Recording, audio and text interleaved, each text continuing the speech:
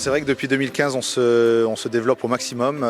Chaque année, on apporte de la nouveauté et pour 2022, pour l'année 2022, en plus du nouveau parking, on a investi dans des panneaux, dans une centrale photovoltaïque qui est juste derrière nous, qui nous permet de produire la quasi-totalité de l'énergie dont on a besoin pendant l'été. Ça fonctionne de manière toute simple, c'est-à-dire que l'énergie du soleil est transformée en électricité via ces panneaux solaires flottants.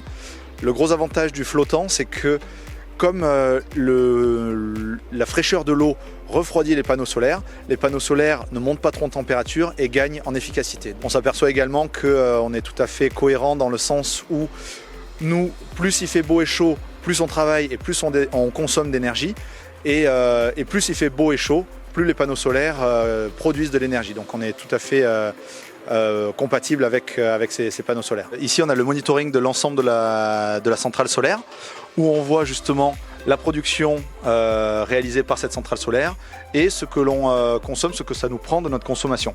Si on se met sur la journée de samedi par exemple, ce que ça nous prend en charge de notre consommation, c'est de la partie bleue. Donc on voit que c'est c'est exactement 73% de notre consommation totale est prise en charge par les panneaux solaires.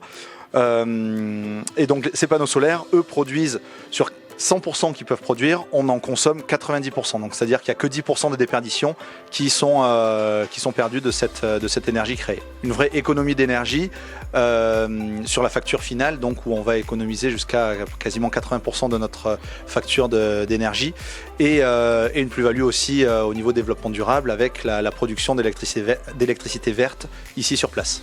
Là, il y a 60 panneaux photovoltaïques qui représentent à peu près une trentaine de kilowatts et donc qui nous couvrent à peu près entre 60 et 80% de notre consommation annuelle. Eh bien, la saison estivale, elle commence à partir du moment où le soleil et les chaleurs arrivent. Il se trouve que cette année, on est plutôt gâté avec un mois de mai particulièrement ensoleillé et chaud.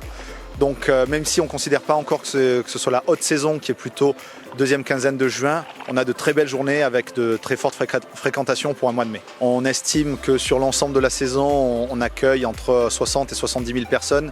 Voilà, avec certaines journées où on peut monter quasiment à 1000 personnes sur notre base de loisirs. Ça, c'est vraiment courant juillet et courant août. On est prêt pour la saison, on s'est fait un petit peu dépasser sur les premiers week-ends étant donné qu'on n'avait pas l'habitude d'avoir des mois de mai aussi ensoleillés et chauds. On a rectifié le tir, on est tout en place, toutes nos activités sont ouvertes plus tôt que les années précédentes parce qu'on s'adapte donc à cette météo.